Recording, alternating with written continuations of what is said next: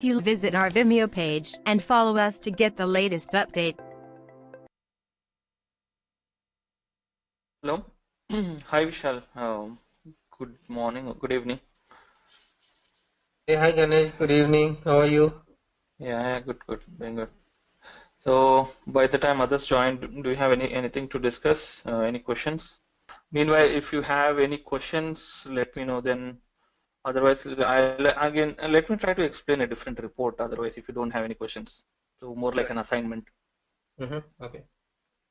So you are clear on this MTTR? Did you? Okay, you were saying you didn't even start this, right?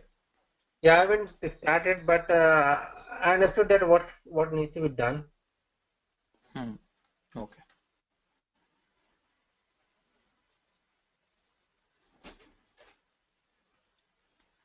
So let me share you a different report that is called Warehouse Utilization Report. So the now what we covered is basically related to plant maintenance. Now this is another report related to warehouse management or inventory management,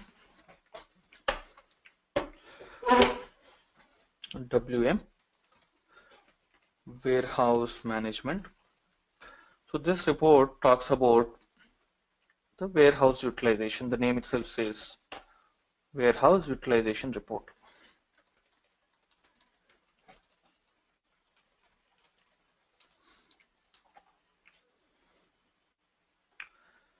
So basically, like once the products are manufactured, or even the raw materials, we keep it in the warehouse for the storage, right? Before it actually ships to the uh, different customers or different regional retail stores, etc. Basically, the product lies in the warehouse, isn't it? So warehouse is nothing but kind of a storage room. Now, in a warehouse, what you'll have is warehouse is a very big one. Okay, so just think it like a big apartment. So this is our warehouse.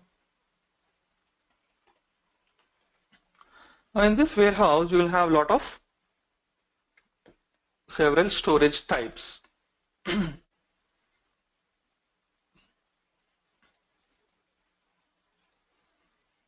so storage type A,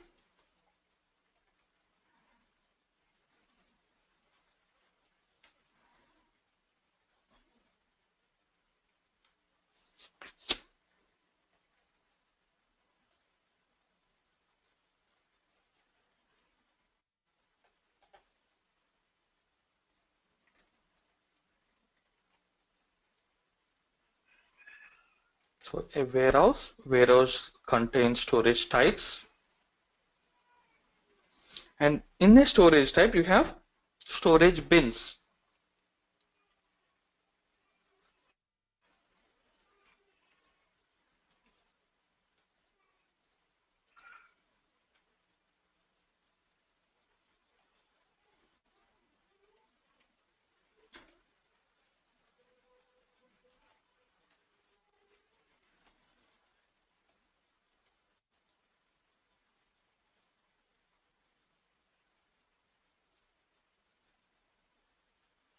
Yes, storage bin 2.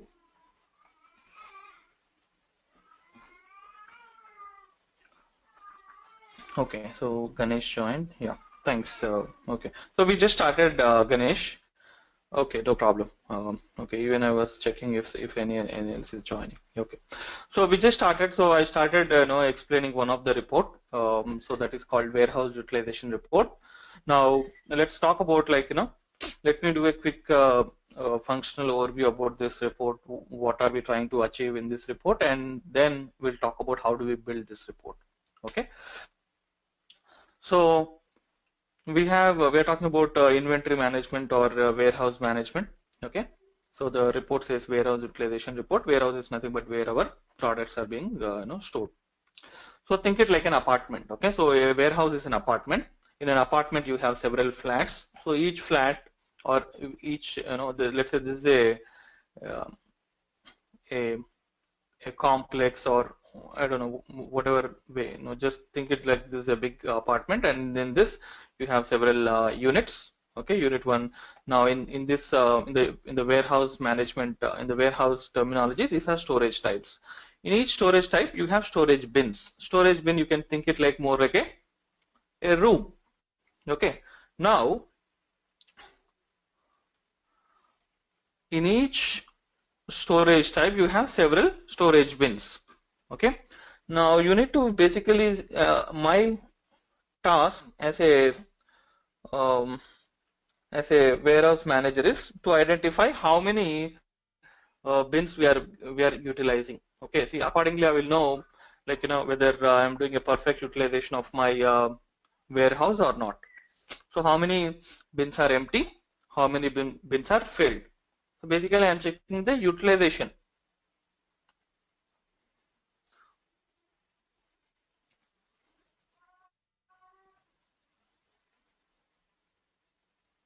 Like this you will have several warehouses. Okay,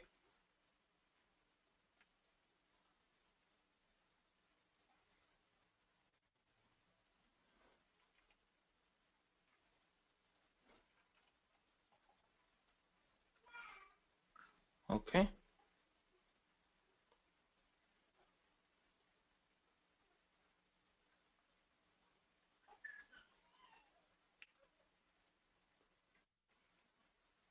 So whichever I'm marking in the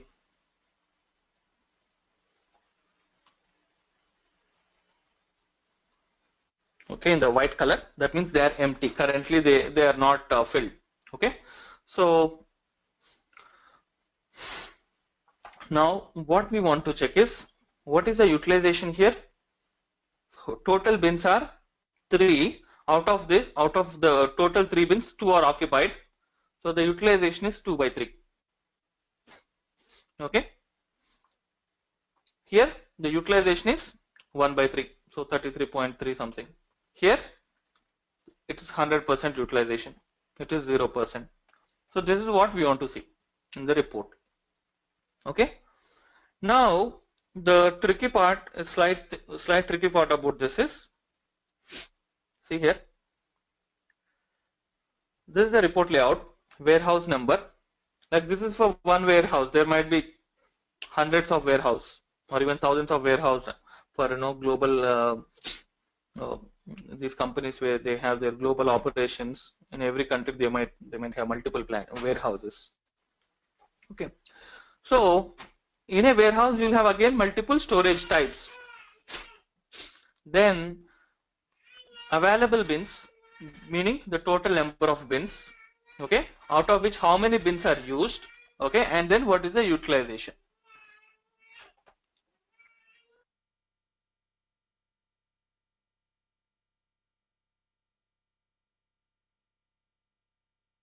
So here you can see for storage type A there are 100 bins, and then used bins are 60, and utilization is 60%. In the week 2, 100 and used bins are 70, so then the utilization is 70. Okay, so this one I want to see at the week level and also at the YTD, meaning let's say we are in the 4th week, or as of today, from January 1st to current day, what is the average. Now see, this is an weekly average. Okay, see, the status of this warehouse will change every day, meaning today let's say there are 2 bins filled. Tomorrow there might not be any bin which is filled, because let's say all the products are shipped in the, whatever the products we have stored in the storage type A. So the status of this storage bins changes every day. Okay, any questions before we continue?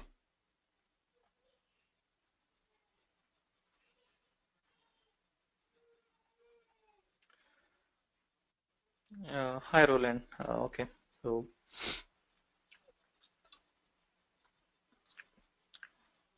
so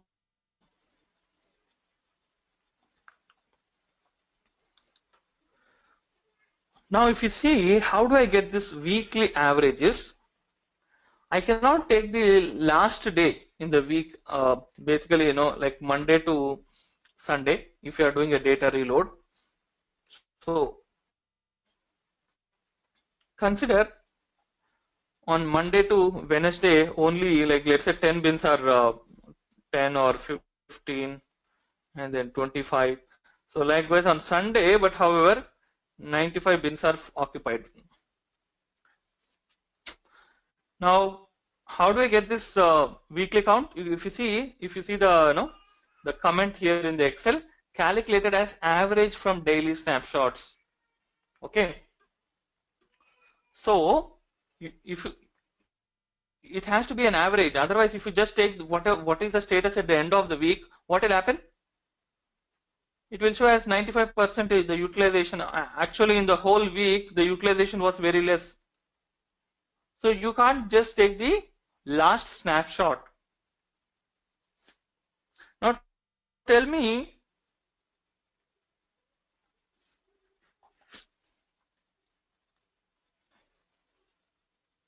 so this particular data,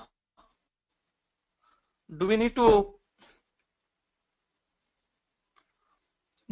keep the status as of every day for this calculation? Yes. So what I mean to say is, in order to do this calculation, we need to take the status of the storage bins every day. Okay, we have to do a full refresh. Now basically this data comes from the table LAGP in the ECC. Okay, in the ECC system there is a table called LAGP.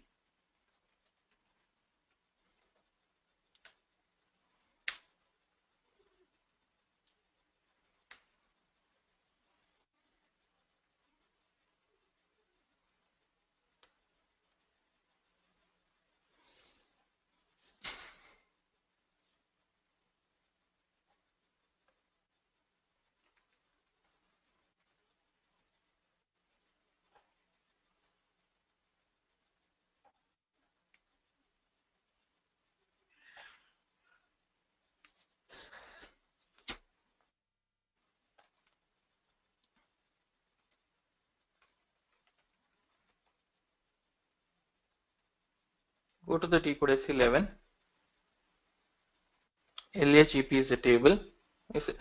I think, sorry, I think someone was asking if MARA, all these tables are standard. Yeah, these tables are the standard tables in SAP.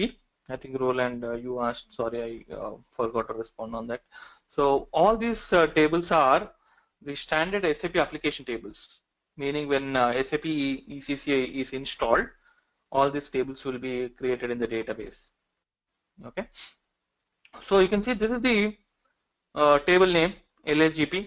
Okay, so now if you see what is the primary key of this table, ignore the client, warehouse number, storage type and storage bin. So this is the primary key of the table. Okay, so now consider for this warehouse, okay, how many entries will be there in this in that table for this warehouse, considering that primary key.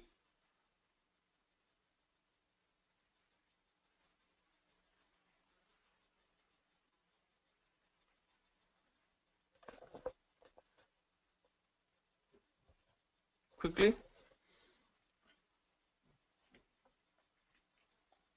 So basically there are 10 bins, right? So 10 storage bins. So the number of records in the table for that warehouse will be 10, because if storage bin is the part of the key, that means there is, so basically this is the data of the storage bin. Okay, so for every storage bin there would be one record. Okay, now if you see we are not really looking at any of the storage bin details. See the number of quants in the storage bin, blocking reason, all these are the details of the storage bin, but in the report we don't want any of that particular details. All we want is the count of the storage bins, right? So now we have to do a full load every day into the BW system. So think about, let's say we have across the globe there are, let's say, 10,000 warehouses. Okay, now in each warehouse, let's say there are 30,000 storage bins.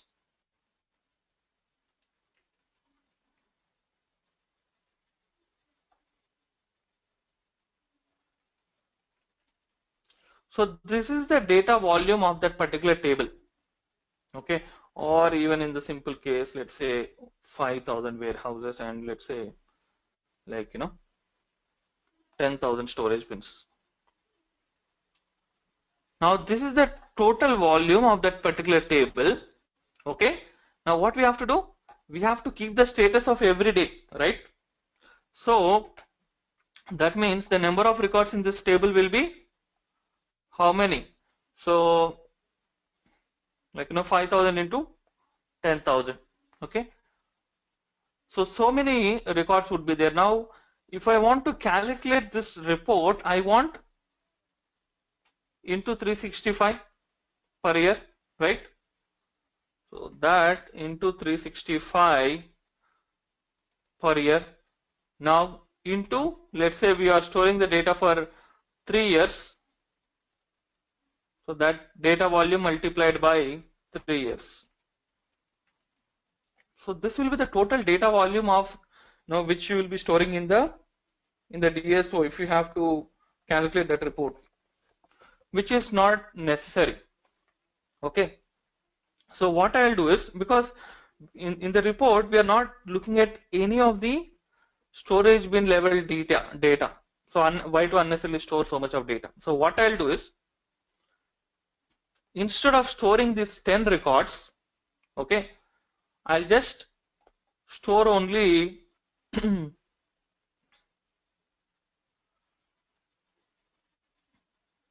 the number of storage types per day.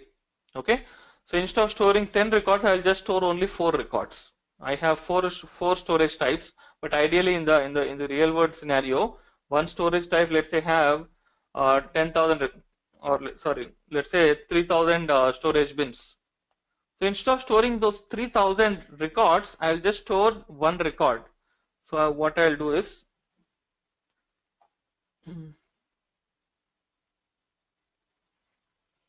so here I'll say warehouse 1, storage type 1. Okay, I'll just keep the total count. What is the total count? So let's say this one, 3. Okay, used bins, how many? 2. Okay, and then the report level I'll do the calculation. So then I also require one more column, that is, this is warehouse, storage type, and then this is the date. So date as of which day, this is the status. Okay, so I'll say extraction date. Now this extraction date is December 24th if we are extracting today. Likewise, for every storage type you'll have only one record. Okay, otherwise if you bring this table and completely store this table in the BW, now this will be the total data volume.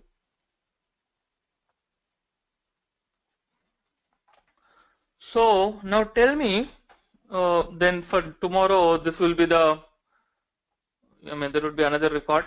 Okay, let's say the total count might not change. I don't know if the number of bins within a storage type can change or not. So we don't need to really bother about that. So we are having anyways a count.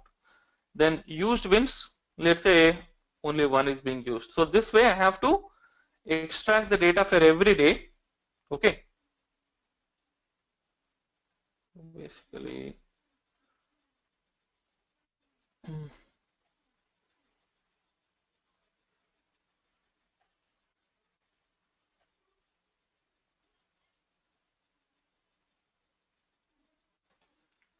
so for every day we have to calculate, and then we have to take a weekly average. So that means in this week, okay, so from 19th to 24th,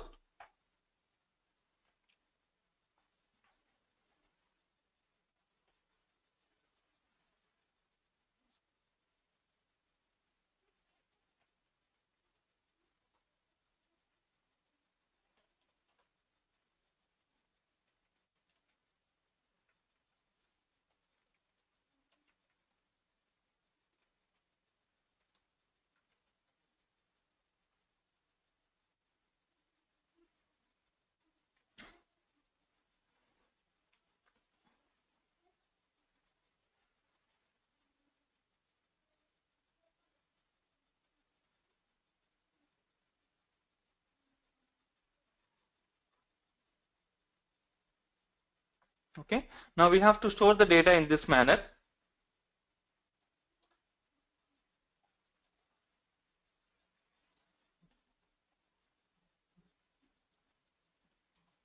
Okay, now so this date will be joined with the, and then you will have a cal week. Okay, so this will fall under some week. Okay, let's say week 51. Okay,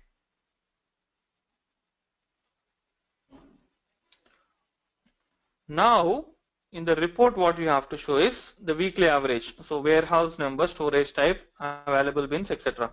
So it would be this one, storage type 1. Okay, week 51. Okay, basically you also need to show the other one. So total bins,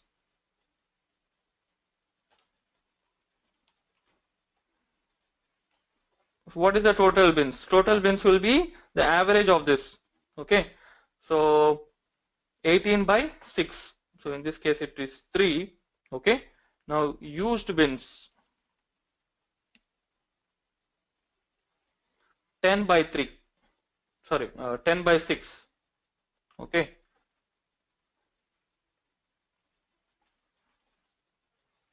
now percentage. So this equal to A by B.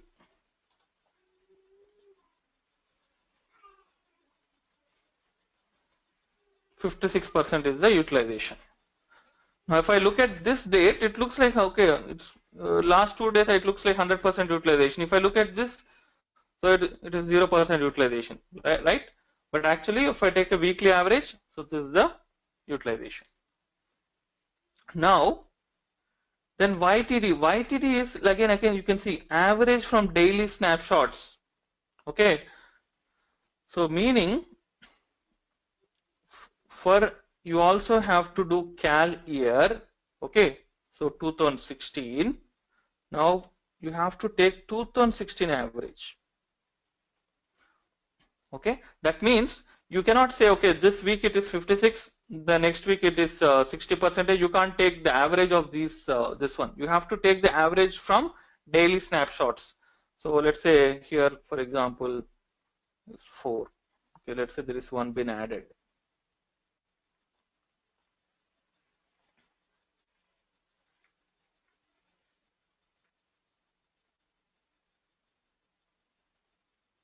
Okay, now the yearly average is YTD, year to date is, the total bins is 38 by 11.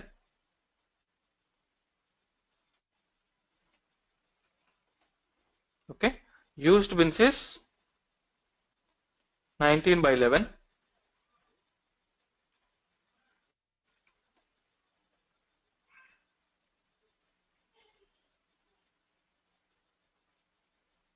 Okay, so this percentage would be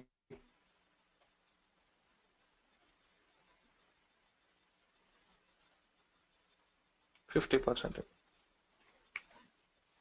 So this is what we have to calculate. Now tell me, what will be the primary key of the DSO which you will create? So this data has to be loaded into a DSO. Now first question, can everyone please answer me? What will be the primary key of the DSO?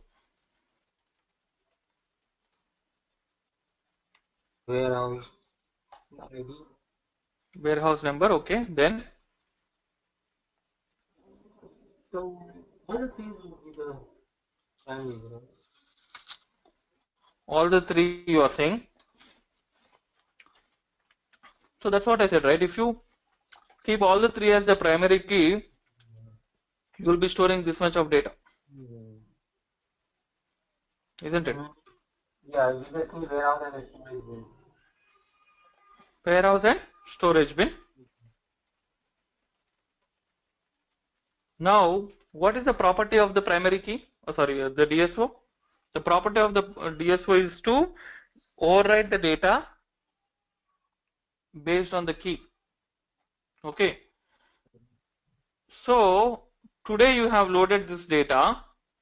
Now tomorrow when you load this data, what will happen? It will overwrite this record because both are having the same key. So even the extraction date will be the part of the primary key. Is everyone clear on that? Yeah.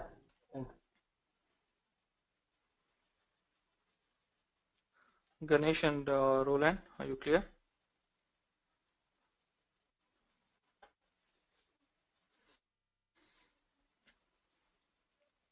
Yes. Okay, very good. Now tell me what will be the key figures in this. So this Total utilization, yeah, total count, right? And used bins. Used bins. Okay. Now this utilization you can calculate it in the at the report level. Now how do you know whether the bin is basically used or not? So basically what we have is we have something called there is a field in this table KZLER. Okay. So this field says that whether basically the storage bin is used or not. So let's go here.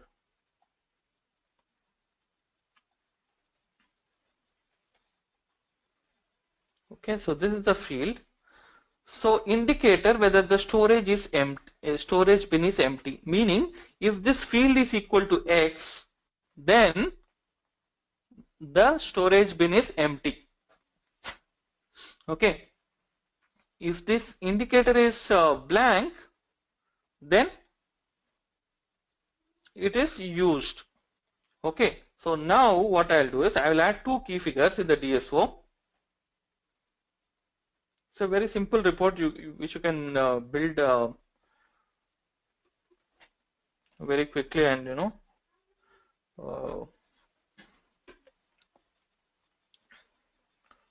so two key figures, total bins and used bins. Now tell me what should be the if you remember, I told you that the key figures, the data gets overwritten in the DSO based on the primary key, but the key figures can be set to overwrite and summation. So how do you calculate this? So first thing what you have to do is set key figures to summation mode. Very good. Okay, the total bins, how you will get is just assign constant 1 total bins, right? So let me show you how the data looks like.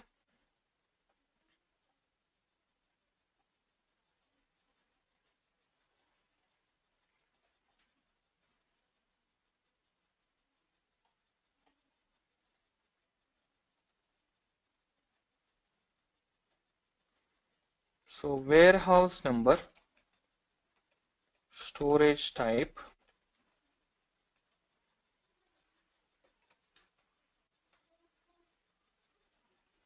then empty indicator,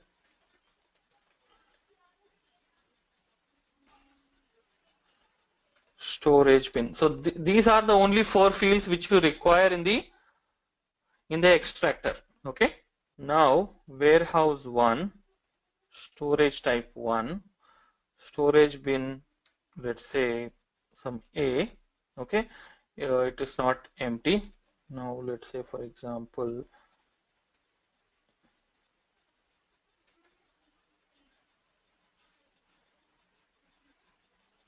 I can't do the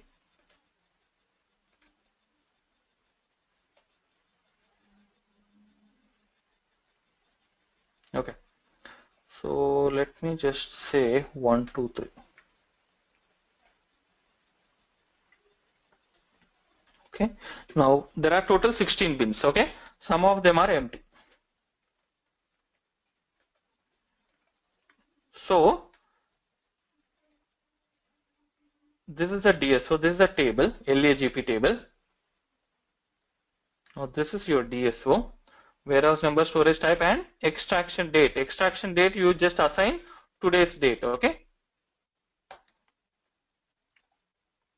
this is the primary key. Here this is the primary key. Now you will have total bins. Now this will not be part of the key. Then used bins.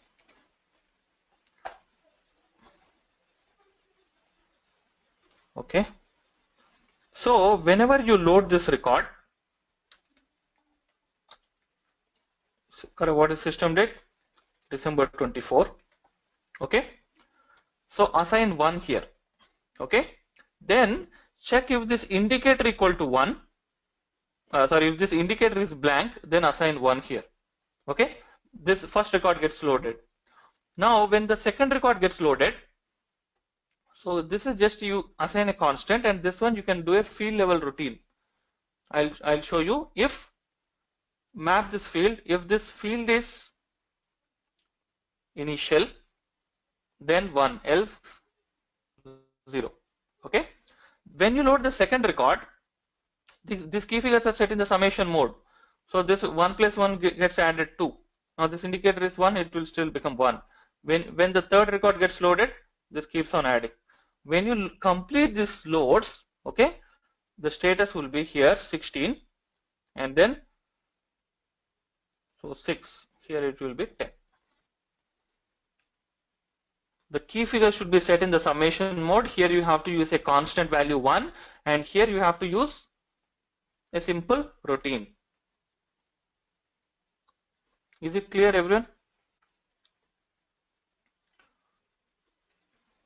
Yes. Now think it, let's say by mistake, okay, some guy has loaded this data twice. So already this data is loaded. Okay, then again you are loading. What will happen? So this count will become double, right? Because key figures are set in the summation mode.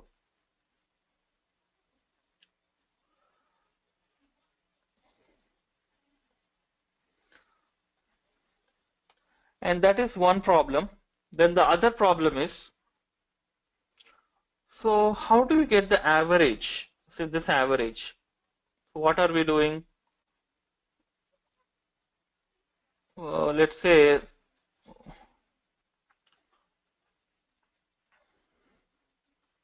cal week. Now this total count you are doing 18. Okay, by we have to do by 6. It should not be by 7. Okay, let's say in a week. So basically, you know, this week has, like, in every week has 7 days, right?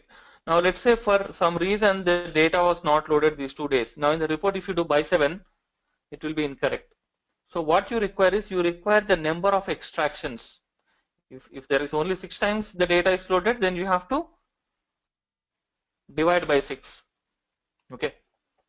If the data is loaded 7 times, you can divide by 7. Okay. So for that, we need one more thing, that is called number of extractions.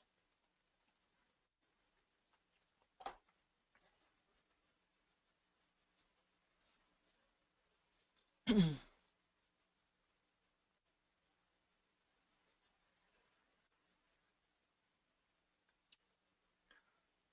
just thinking, how do we get that formula?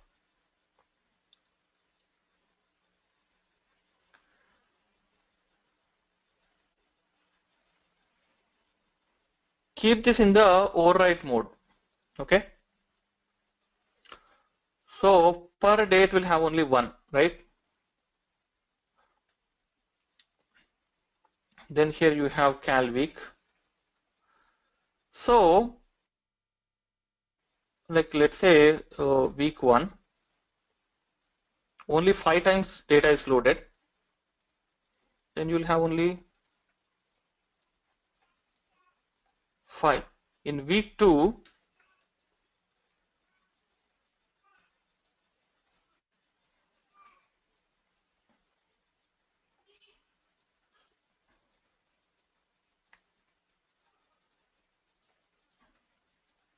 okay, in week 2, if 7 times data is loaded, then you will have this value 7. Now you can do this. So in the week 1, what is the average? So let's say 16.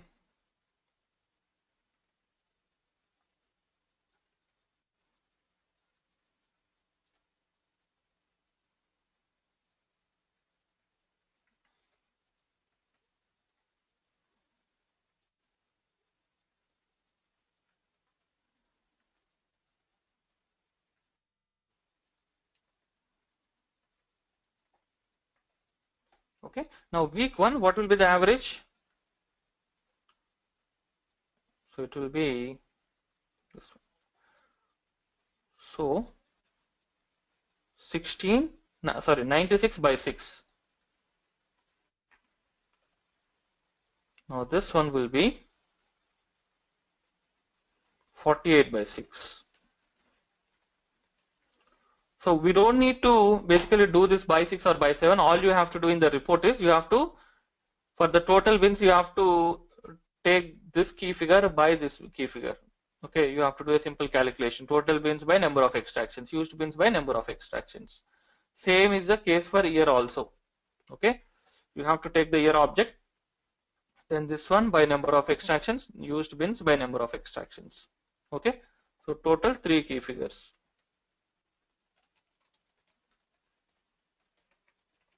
So these two set key figures to summation. Which key figures? And if condition, if not empty, then assign 1.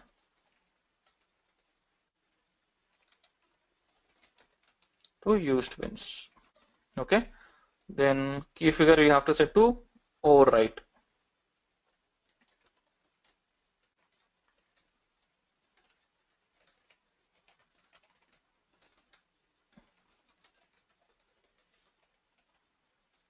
Again constant 1. Okay, simple logic. Is everyone clear? Any questions?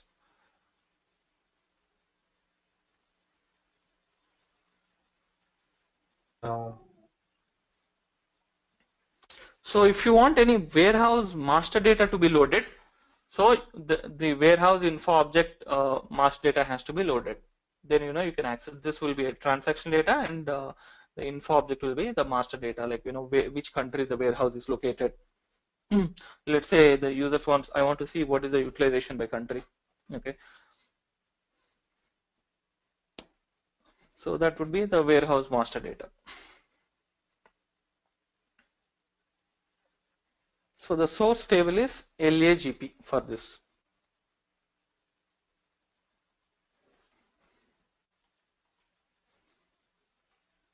Okay, so this is a report I have, the layout of the report.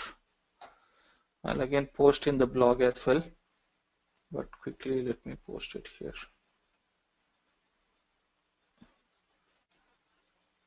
Clear everyone? Any questions? So these 2 reports you have to complete. One is MTTR, The next one is Warehouse Utilization Report. Okay. So I'll show you how to get this. You know how to do the constant one, right? Now let me show you how to get this if condition.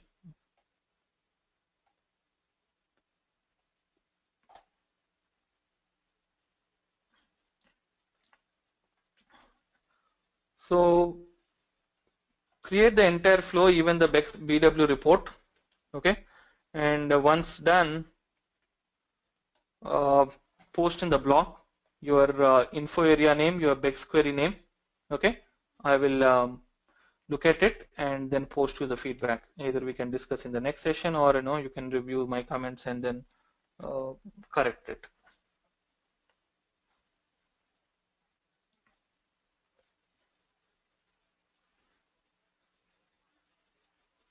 Okay, so you can see this is like the same report. Basically, in other batch I have explained. So if you go to the first level DSO, okay, nothing is mentioned here.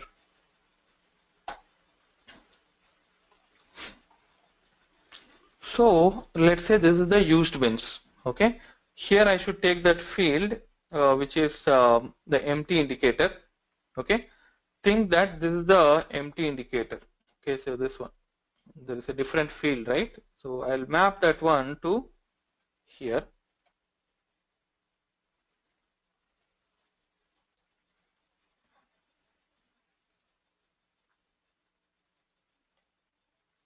Okay, now this one, I'll map it here. Okay, right click and then go to rule details. The rule details, I'll say routine.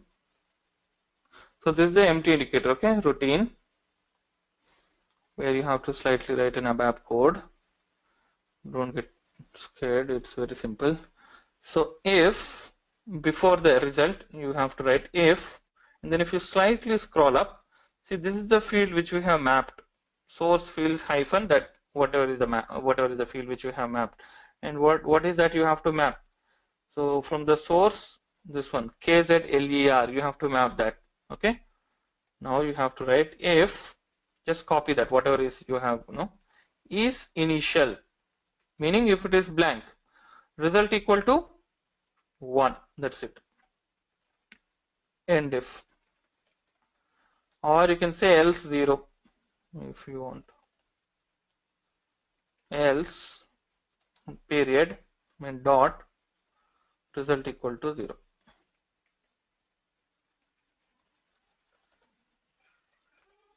Okay, now validate the code. See, that's it. The key figure where you will set it to summation or overwrite. So basically this is not a standard DSO, so here it's not giving me an option to change it. I'll show you where you can set it.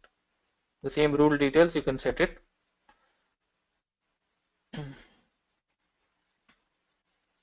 So now go back, let's say I'll take a standard DSO.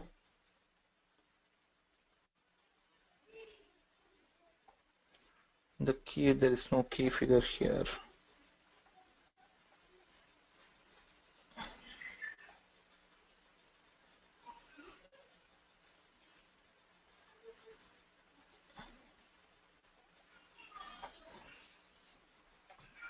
So let's say this is the key figure, right click, go to, once you map it, right click, go to rule details, here change it from override to summation.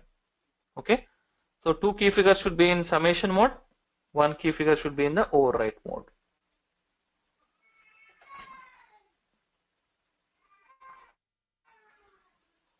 Is everyone clear?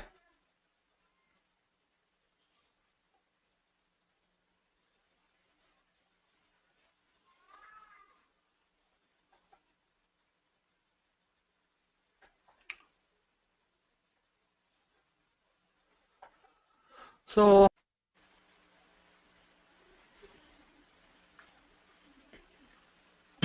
okay, now so far if you observe, you are just bringing full loads from ECC. whatever the way, however you have designed the data source, right? So what is a full load? It's a it's an extraction which is bringing the complete data from your source system. If based on the filter criteria, if you have applied any, it brings whatever the data you have on the source in the source table. Okay, so it's a full complete data available in source. Now on the other hand, we can also do delta loads. So delta.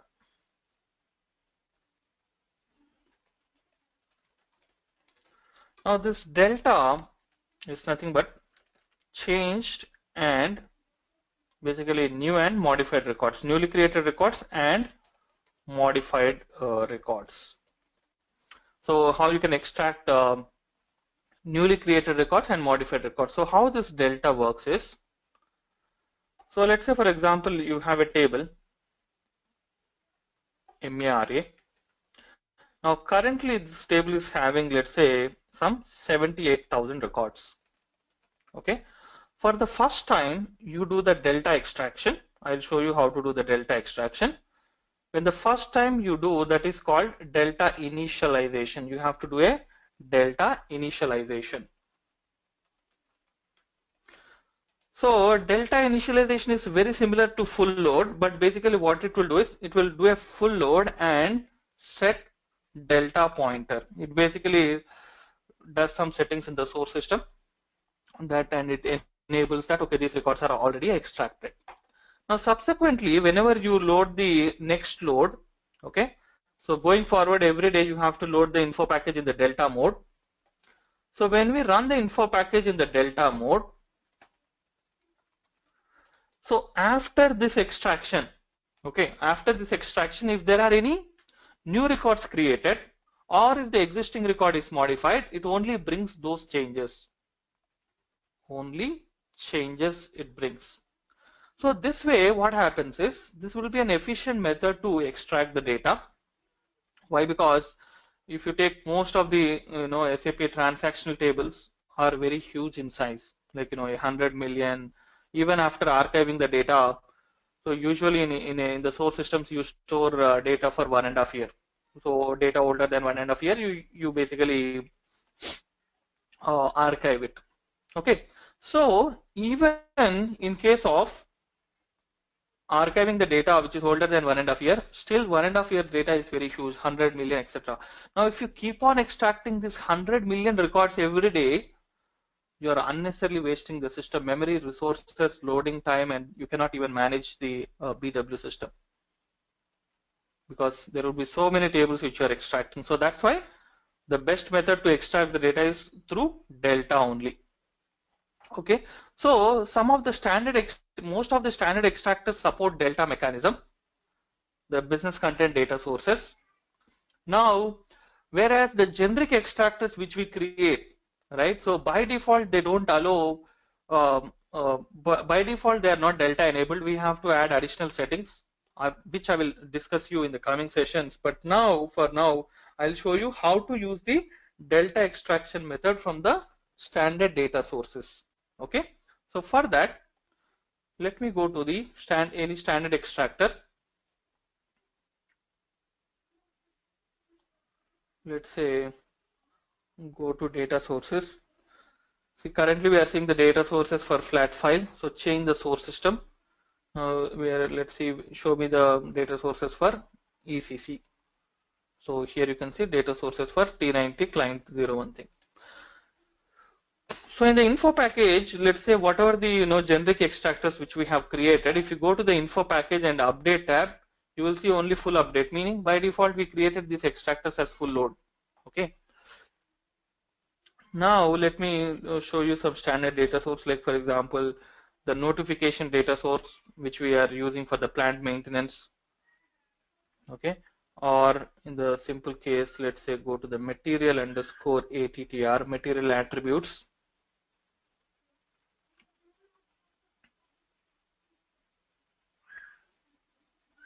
Okay, so this is a standard data source. Now right click and then let me create an info package. Looks like so far no one has created info package on this.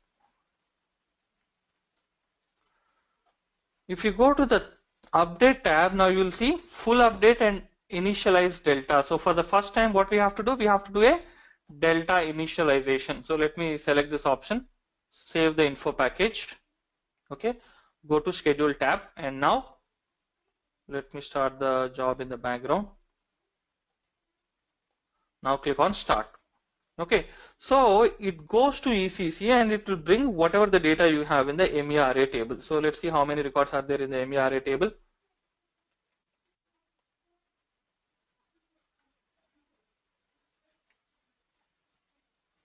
So here we started the extraction. Click on job monitor.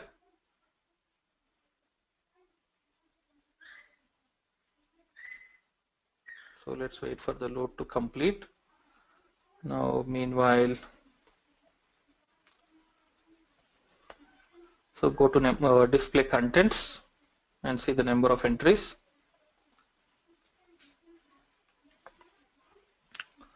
So there are 21,501 records in the source table in ECC.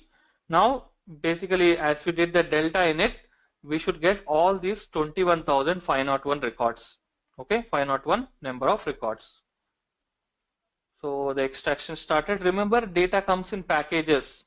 So system will not send all the data in at once, because obviously you don't have the internal tables such big, right? So again, that is not an efficient method to extract the data. So like that's why you'll see data comes in packages. You can see IDOC1, IDOC2, IDOC3. So basically IDOCs packages. Now the load is complete. You can see 21,501 records. What kind of load we did? Delta init. Here you will see the update mode is initialize delta process. Now go back and again you click on the start load. Okay. Go to schedule tab. Okay. And again now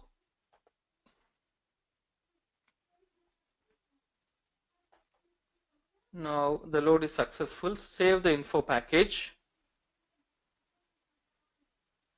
It's not yet refreshed, so give me a minute. /n RSA1. Okay, material info object, double click. Now go to update tab. Now you will see there is another radio button which has come up, delta update. Now going forward, you should run the info package in the delta mode. Okay. Now save your info package. Now go to schedule tab. Now if I start the load, tell me how many records will I get?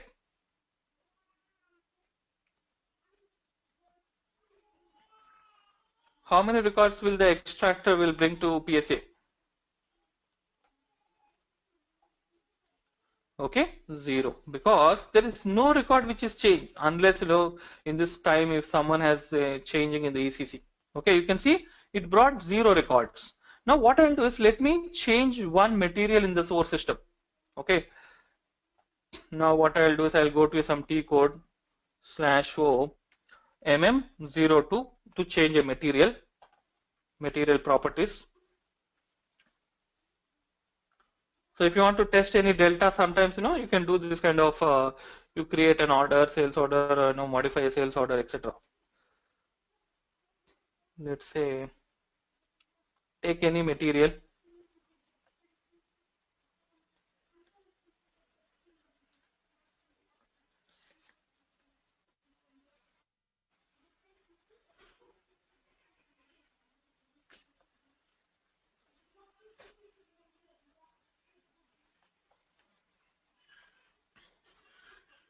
MM02.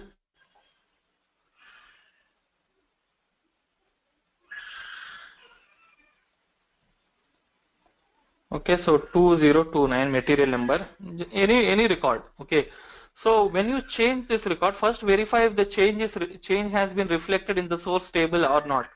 Okay, then remember BW is always a pull mechanism, it's not push. So you have to go back to the BW info package and then execute the info package once again.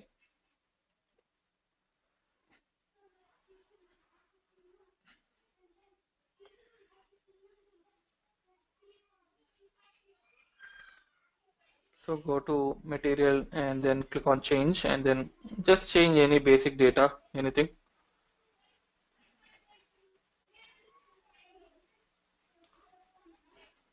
So Ganesh and Roland, are you back or you?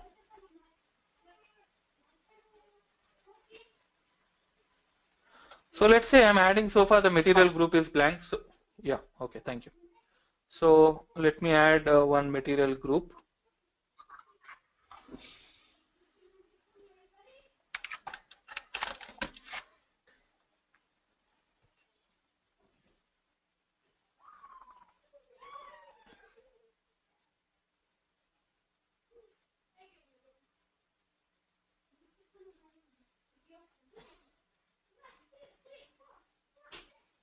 Okay, looks like no one has used this particular screen so far in the system. That's why it's taking some time. So you can expect the same thing in the training server as well.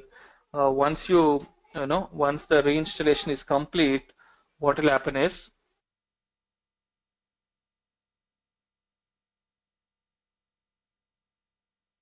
so once the reinstallation is complete, the same thing will happen. Like when you try to access the screens, it will it will be a bit slow.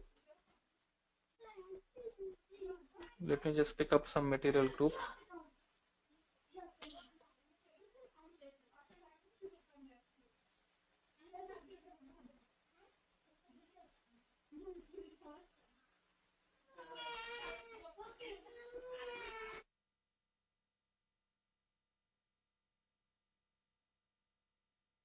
Yeah, Vishal, you have any question? I have unmuted you.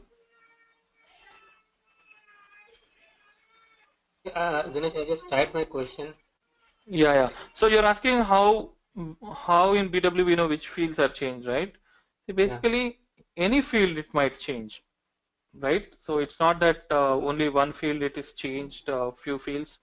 So it brings the complete record. Okay, say for example, product 100. Okay, product type and then the product group, all that. Anything in that record changes, it brings the entire record. It's Right. right. It's not bringing the entire table, but it's just bringing that record, changed record. It does not bring only the changed field value.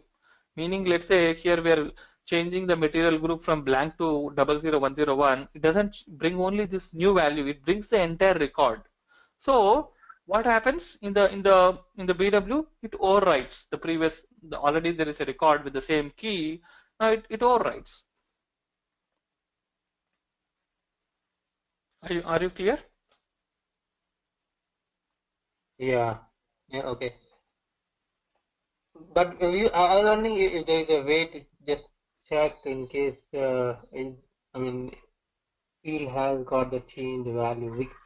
I have to check the whole record, right? There's no way to check if there's a new value came in. Yeah, that is the only way because see, basically what will happen is in the source tables you will have some field like a timestamp or something. Based on that, you identify the which Mm-hmm. record is modified. Yeah. Yeah. The only way is like in the DSO you have the change log. Okay, you can we can, the change log will maintain the history of the records. Meaning, in originally when the record came to the DSO, what is the what is the field for every field, and then how, when it changed, okay, what is the new value, when again if it is changed, so what is the new value. It maintains all that history. That is the Okay. purpose of change log. Okay.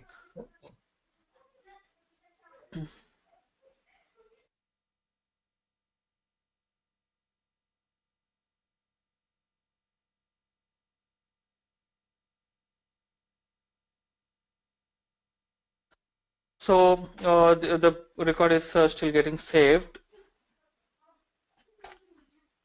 Now after that, what I'll do is I'll go back to info package and I will start the extraction once again. Now it should bring only that one single record. So now if I go to, first of all, make that record has to be saved, and then verify if that particular record is getting updated in the MERA table, in the source table. If the source table itself is not updated, then obviously, you can't extract that data. Okay. And remember, BW will not show you the current status. Basically, whenever the last extraction happened, the BW is still showing the status of that extraction time. See, sometimes the end users might not be aware of this fact, and then there are some tables which changes very frequently. And if you try to, the extraction, let's say, happened at 9 p.m. 9 p.m. Central Time, and then you are checking sometime in after 10 hours, obviously the status in ECC will be different from the status in BW. Okay, so this kind of issues usually happen during the UAT phase, where the user will always try to compare the BW report with ECC, and they say that, hey, this particular data is not matching. But we should always say that, okay, this is the status as of the last extraction date and time. Let's say we extracted tonight, what the status as of that particular time. So now basically what happened is we are getting this data in the PSA. Okay, now you have this data. This is your PSA. Okay, now think that you are loading the data in a DSO. Okay, for master data we'll talk about it. Okay, let's say DSO. Now here you are loading the data through info package, right? So info package.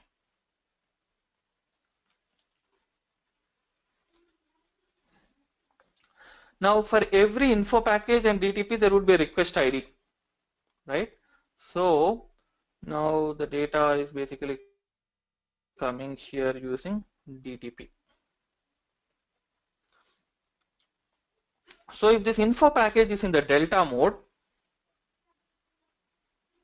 okay, now you have this, how the first request, you will have request 1, okay, RUQ1. So how many records it brought? 21,501.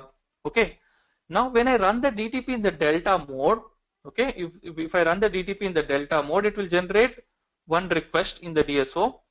So that request would be DTPR1. Okay, so that will bring this 21,501. And again, this DTP I am running in the delta mode. Okay, so DTP also I am running in the delta mode. Now again we are executing the second request. I mean executing the info package in the delta mode. Now basically we changed only one record. Okay, so it brings just one record.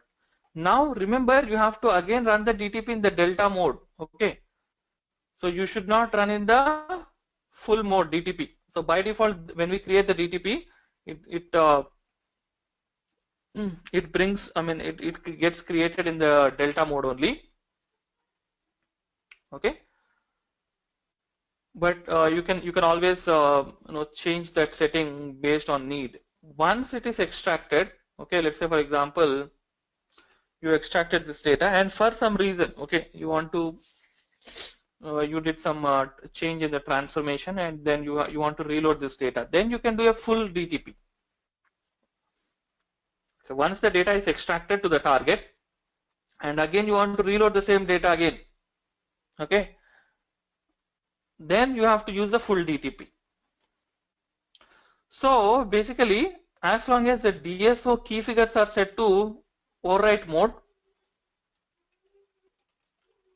then you don't have a problem if you are reloading the same data. But if your key figures, I'm talking about the key figures, the rest of the fields would be always in the overwrite mode only. Okay, if the key figures are set in overwrite mode, then it's fine.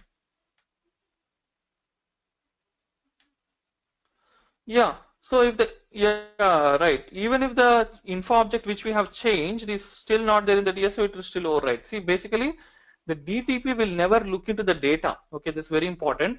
The DTP will never go into the PSA table and see which field there is extracted, which field changed. It doesn't look all that. It doesn't look even at the data. What it will do is it will just look for this request ID. Okay, so it says that, okay, this request ID is extracted. It will keep a green color check mark. Okay, now it will come to the PSA, it will check, okay, this is green, okay, now I'll ignore this. It is blue, it will just extract it, and then again keep a green color. So that's that kind of, basically it doesn't even go into the request of which data it field. So whether that field is in the target or not, it still brings all that and it will overwrite. Okay. So, oh my God, it's still saving.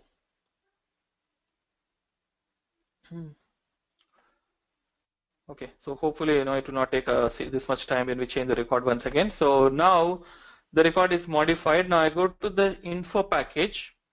Now if I click on start, okay, what will happen? It will just bring only that one single record.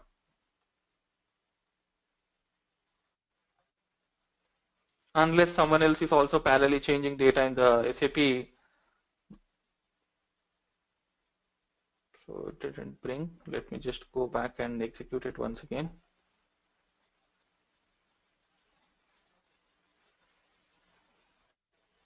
Let me check in the ECC also. Okay, go to MERA table first of all. 2029.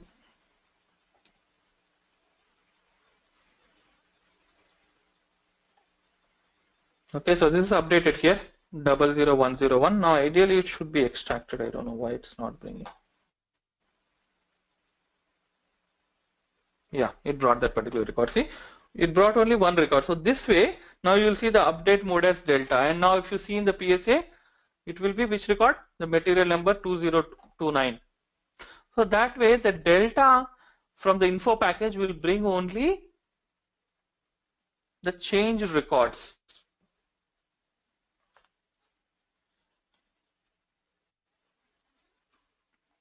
So is everyone clear on this scenario?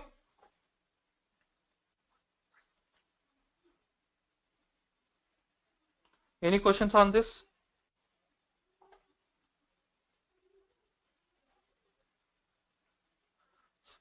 So now so far what we did is info package we are doing in the full, right? Okay. Now second request also, if you do the info package in full, it brings all the data again. So 21,501. Okay. Now DTP we are running in the delta. First it will bring this request. Okay. So when the DTP executes for the first time, there is only, let's say there is only one request in the PSA. So it brings this request. So it brings the first request, DTP-R1. Now then you executed the info package again, let's say tomorrow, the next day, you're running it in the full mode. It again brings the entire data in the source table. Now when you run the DTP delta, like I said, it doesn't look into the data. Okay, it will bring the data from the second request. So it will again bring 21,501. Okay, so you don't have a problem as long as your key figures are set in the overwrite mode. Only that you are extracting lot of data from your source table. Okay, clear on this? Info package full and DTP in the delta.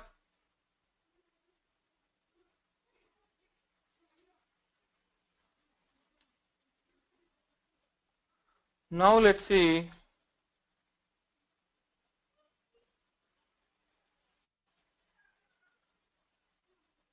Info package in delta. Let's say you are doing DTP in the full. Now tell me, for the first time, let's say I'm executing, how many records let's say right now, only this request is in the PSA. How many records this DTP will bring? 21,501. Okay, now I have loaded the second request as well. The info package is in delta. Okay, it brought one record. Now the DTP is in the full mode. So how many records this will bring? It brings the, so like I said, this DTP doesn't really look into the data. What it will do is, as it is in the full mode, it will go back and it will hit the PSA, and whatever the data is there in the PSA it brings. So it will bring 21,502. Okay, so that's why we never use DTP in the full mode unless like you are doing some data repair kind of scenarios where you want to reload the data again, in those cases only you'll do this. Now let's see, info package and DTP both are in full mode.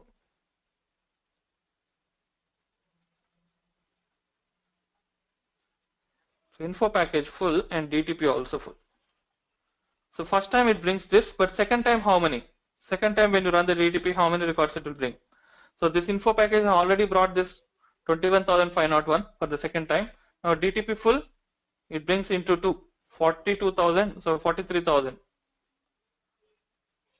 No, it brings the entire data in the DTP full mode. What the DTP will do is, it will go and check the request. It checks this request and it brings all the data. So it brings basically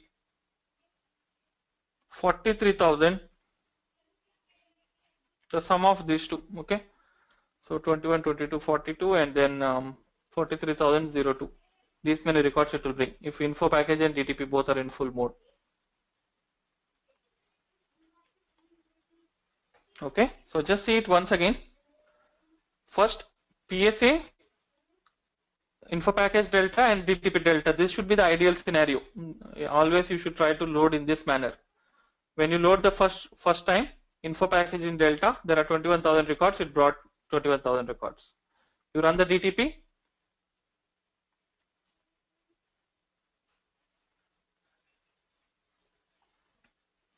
Okay, yeah, that's correct. So basically the DTP extracts this 43,000 records, but it will overwrite in the DSO. See, I'm not talking about the number of records which is being added in the DSO. Okay, so this might overwrite into,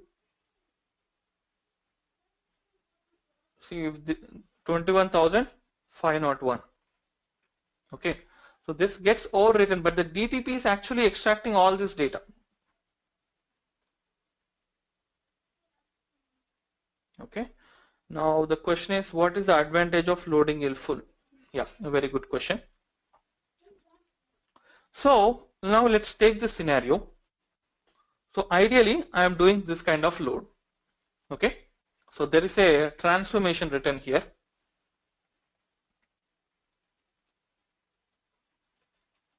Okay, so that's a very good question from Roland. Okay, everyone please pay attention. I mean Ganesh and Vishal. So why do we even need to load the DTP in the full mode, right? If it is unnecessarily bringing so much of data, what is the use? So in the regular day-to-day daily loads, info package and DTP will be set to delta. Okay, now we loaded this data. Let's say we loaded we have been loading from day 1. Okay, for the last, let's say 120 days, every day we are extracting delta, delta, delta, and then we are doing that update. Now very important, the data you bring from SAP, like if you talk about the sales data or the billing data or finance data, every day the delta records itself will come close to some 50,000 records, or that's the minimum 50,000 records. It goes even to close to 1 million records which you are bringing as a delta, right? So think about, like you have been extracting data for last 6 months or 1 year, then there is a huge amount of data which you extracted from your source. So in the PSA you have, let's say, some 20 million records. Now this 20 million records you updated in the DSO. Okay, then later after 120 days, now user has come up saying that some X field in this DSO is incorrect, some calculation is going wrong. Now what we have to do? So we do the code changes in the transformation, we send it to production. Now the data which is already loaded in this DSO is incorrect, you have to fix it. So one way is, the whole data whatever I have loaded in this DSO, I delete it and then reload it from the PSA. That is one way. Okay, but the problem with that approach is, if this data is moved to some other DSO again, like I'll show you scenarios where you load from one DSO to another DSO like this. You'll build data flows. So from ECC, the sales data is coming and stored in one DSO. The billing data is coming in another DSO. The shipments data is coming and stored in another DSO. Then you want to combine sales with shipments with billing into another DSO. So what you do, you combine them in the next layer. So this is how you build different data flows. Okay. Now the data in this is incorrect. The data in this is incorrect. Okay. So now if I have to correct the data in this, drop all the data here, drop all the data here, and then reload. So that will be a very painful process. Once you see that this DSO data is going into, let's say, 10 other data flows. You can't keep on deleting all those 10 DSOs and reload it back. That would be a very huge process.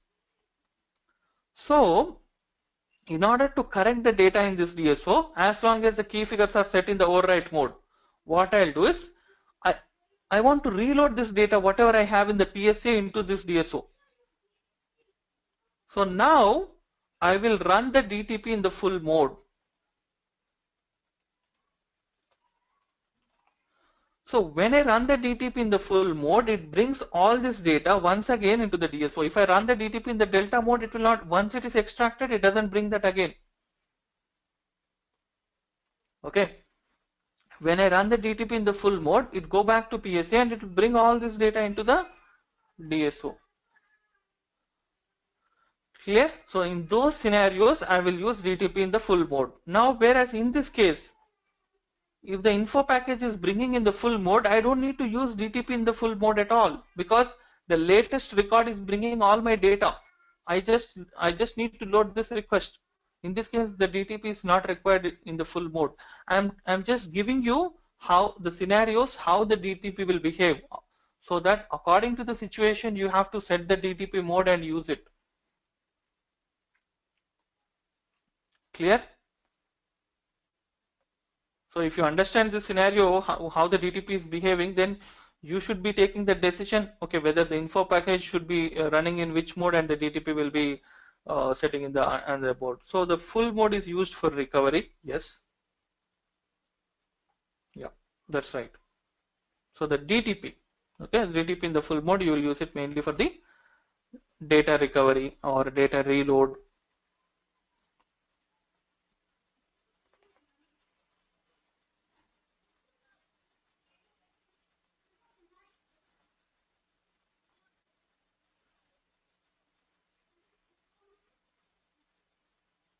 Yeah.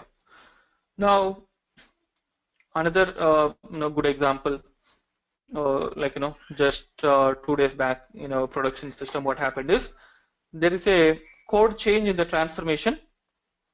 Okay, and then that the shipment, how many the quantity which is being shipped to the customer, so that is getting 0 here. So that was not properly tested for whatever, somehow it got missed. So basically the shipment quantity is showing blank from December 9th. So all the data till December 8th is good, and that data is flown to, from here it went to multiple DSOs. Now what I can do, I can't delete that data again, because if I have to delete the data in this, first of all I have to delete the data from this. If I have to delete from here, if the data is flown to some other DSO, I have to delete from there as well. So that's a very painful process. So what I did, so then I kept, okay, the shipment date greater than December 8. I reloaded that data from the PSA using a DTP full. I can apply a filter here. Okay, so as long as you are not deleting the PSA data, then we are good. Okay, so in those cases you will use a DTP in the full mode.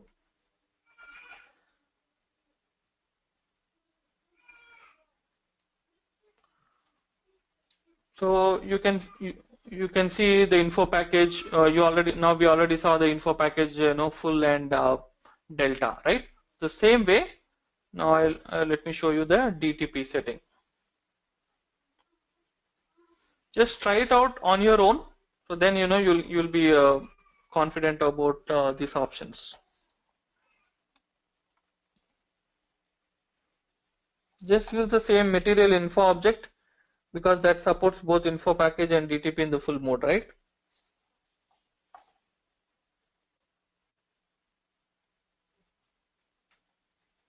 Now going back to PSA, you can see it just extracted only the material 2029.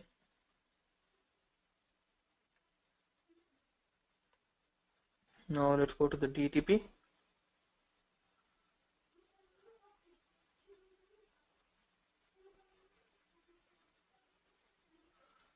Right click and then let me create a DTP.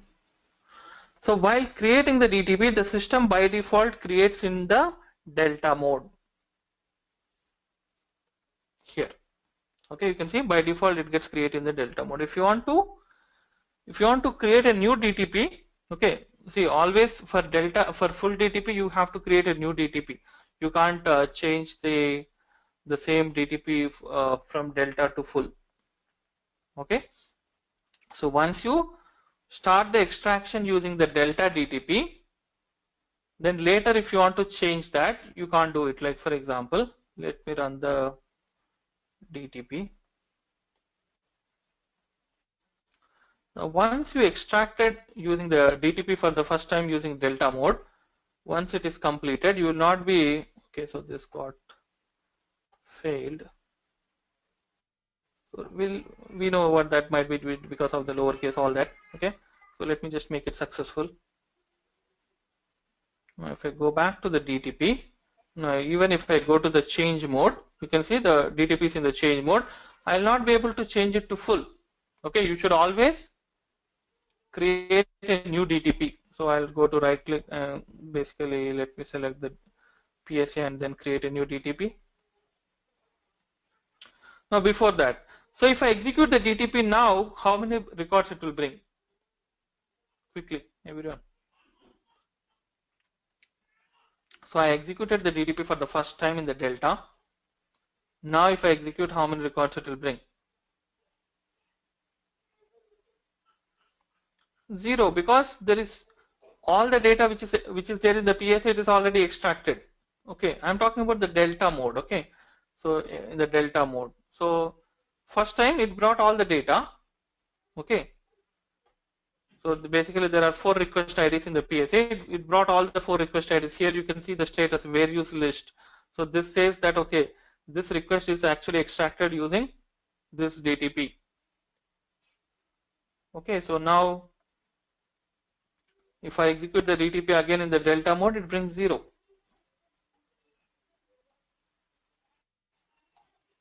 Okay, you can see data records inserted 0 and it didn't bring any request. Now whereas if I create a full DTP, it brings the entire data, whatever is there in the PSA. So for my, for ourselves, like to understand this full DTP, just change the description. So I'll not be able to create 2 DTPs with the same selection criteria with the delta. Okay, it will throw an error. If there is already one DTP with delta, you cannot create the DTP with the same delta with the same filter criteria. Okay, it's throwing an error. See? So I'll change this to full.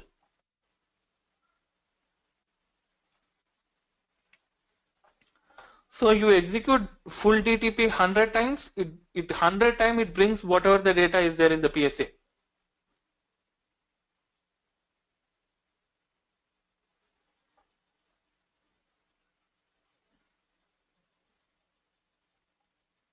Okay, you can see there are 2 request IDs in the PSA. It's bringing data from both the request IDs. See, it brought 21,502.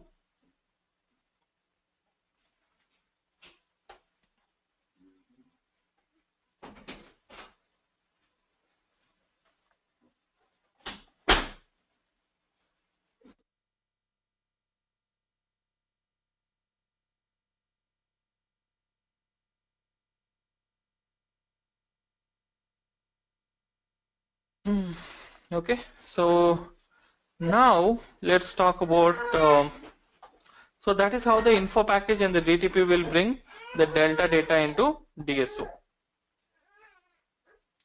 Now let's say this is our scenario. So I'm loading data from PSA to one DSO. Let's say for example this DSO is storing the sales order data. Okay, sales data.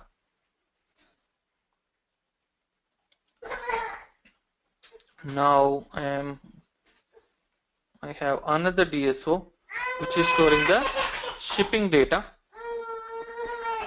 Like for example, like no, a customer Amazon created an order for Gap. Okay, Amazon created an order, the sales order. That sales order data is here.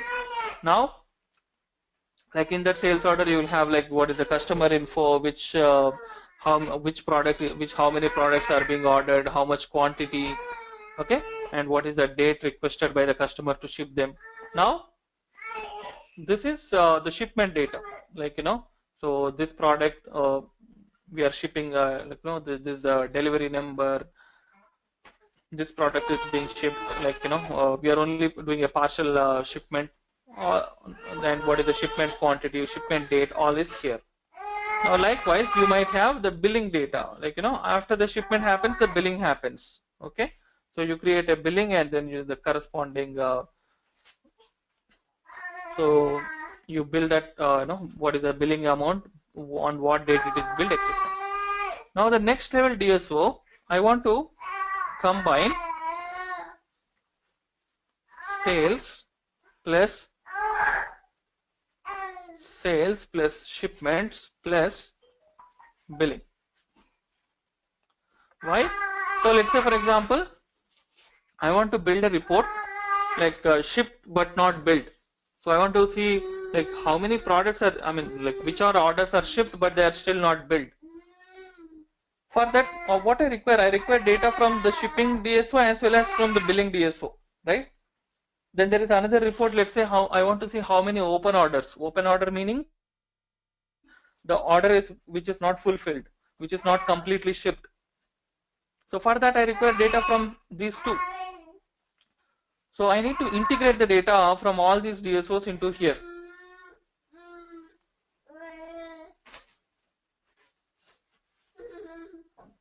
So here I will write the required logic, to combine the sales data with the shipment data with the billing data.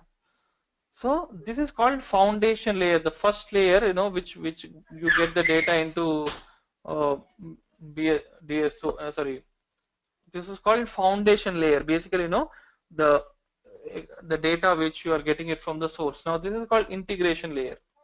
Basically, you are integrating the data, right? There are different terminologies like in BW and BW on HANA. I'll talk about that, but general, like this is a foundation layer. Now the PSA, you can say it's a extraction layer. So in the foundation layer, basically you keep the source data with minimal or no transformation, and then you are integrating the data here. So basically what you are doing is you are loading the data from this DSO to this DSO. Now again the same thing, I want to just bring the delta. So I want to load only delta here. I don't want to do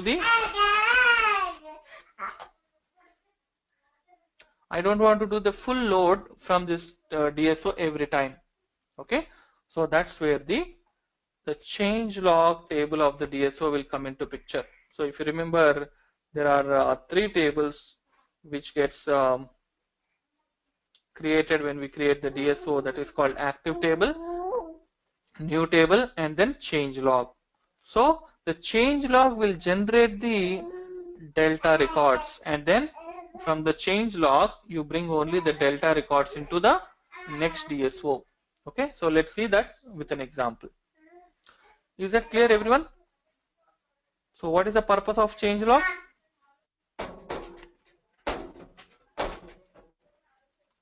So it maintains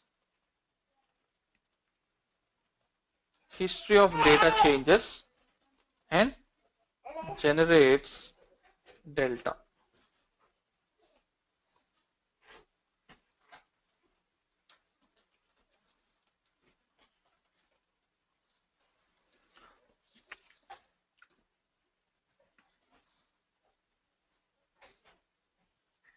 Let me open one PPT.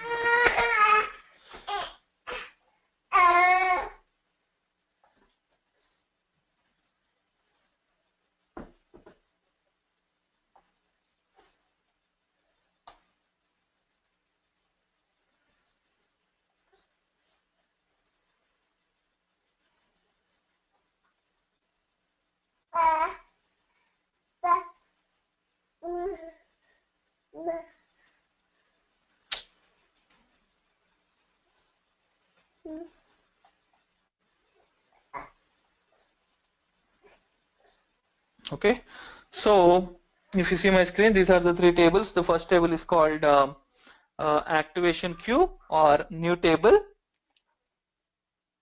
Then the next table is active table, and the next table is change log. So these are the three tables which will be created by the system when we create the DSO. Okay, so that's mainly the difference between a table. Why don't we use tables, right? Why are we creating a DSO? So now you will get the answer. So when we load the data comes into the activation queue. Then when we activate the data, there is an activation button. So you go and click on that activation button. Basically, a job gets created. So that activation job will go ahead and overwrite the data in the active table based on the primary key. If the key figures are set to summation, the key figures will be added up. If the key figures are set to overwrite, key figures will be overwritten. Rest all characteristics will be overwritten. Okay. Now the change log, let's see how the data will change. So now let's say this is the record, the document number. Give me 1 minute.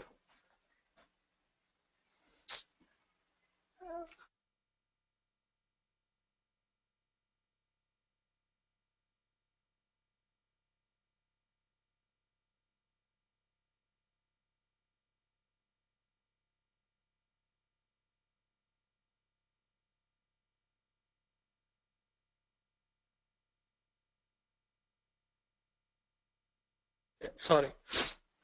So now let's say there is a record, document number 4711, and the value is 10. Okay. Now when we load the data, so it gets loaded as in this format. Okay, 471110, and then in the change log also it will create a record 471110. And then in the change log you will have something called record mode. When the record comes for the first time, the record mode value will be n. Okay, new. Okay, so the record mode value will be n, new. Then let's say that sales order quantity, let's say you initially a sales order is created for 10 units, or let's say some product of 10 jeans, they're ordering 10 jeans. After the sales order is created, again, like the customer has modified the order. Instead of 10, they made it, let's say 30. Okay. Now this record is already moved to the next level DSO also. So this record, okay, is already moved to the next level DSO, so DSO2. Okay, so in this case, let's say for example in our scenario,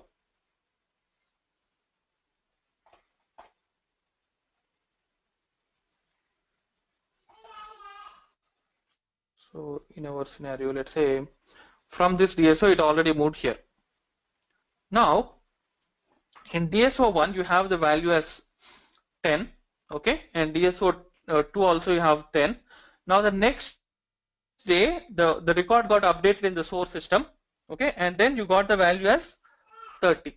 Okay, so even the extractor will send different images when the record value changes from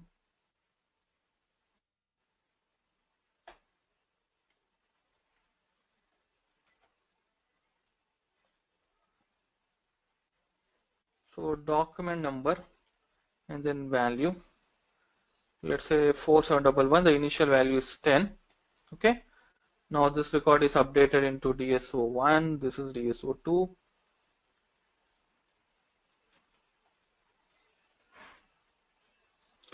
Now in this is ECC. Now this value got updated to 30. Now the extractor, what it will do is it will maintain multiple images. So this record is already sent. Okay, here in the DSO, in the change log, you'll have something called record mode. Initially it will have, so let's say this is the active table. Now in the change log, you have this record mode. When the record comes for the first time, the value will be 10. New record, new. Okay. Then this value became 30, right? So when this became 30, the extractor will generate. So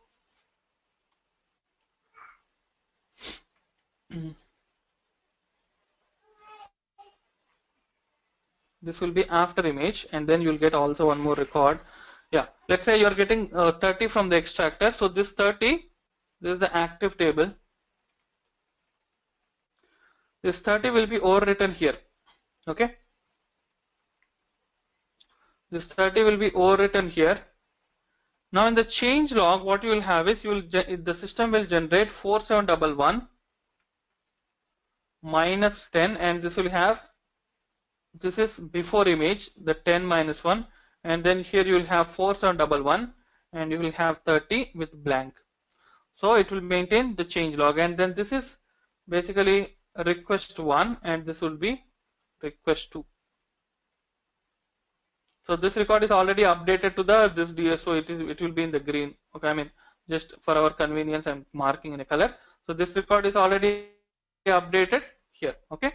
Now in this, when the 10 became 30, the change log will generate two more records, minus 10 and plus 30. Okay. Now if this DSO is set to summation, okay, if this DSO is set to summation, what it will do is it will take these two records. When you load the next time delta, it will take these two records, and so 30 minus 10, 20, it will add a record, plus 20, it will do plus 20 when the second load happens. Okay. Whereas if the DSO is set in the overwrite mode, so basically the key figure is set in the overwrite mode, it will just take the after image and it will overwrite. Okay. So this way it will only bring these changed records. Let's say in the request 1 there are other documents 4712 which didn't change. Okay. So that data will never come to this DSO again. So next day when you load the data, okay, only the records which got changed here will come into this DSO. That changes are managed with the help of the change log. So that is the purpose of the change log, and that is the purpose of record mode.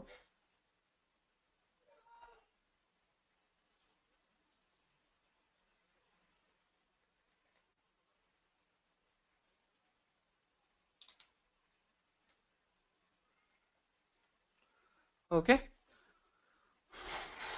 So your assignment today is the warehouse utilization report. Okay. And then just try it out your the info package and the DTP in the full mode, delta mode, etc.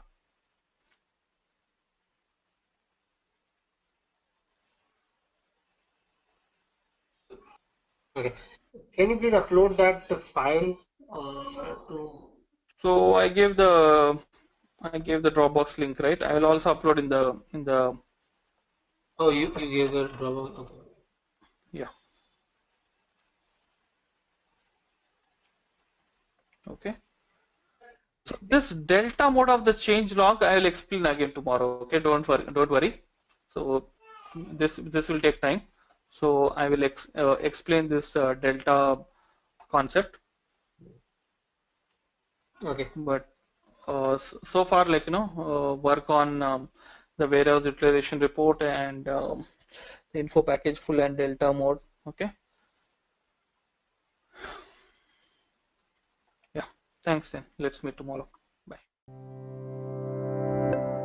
Thank you for attending the session. I hope you all enjoyed it. Don't forget to visit our Vimeo page and follow for more upcoming videos.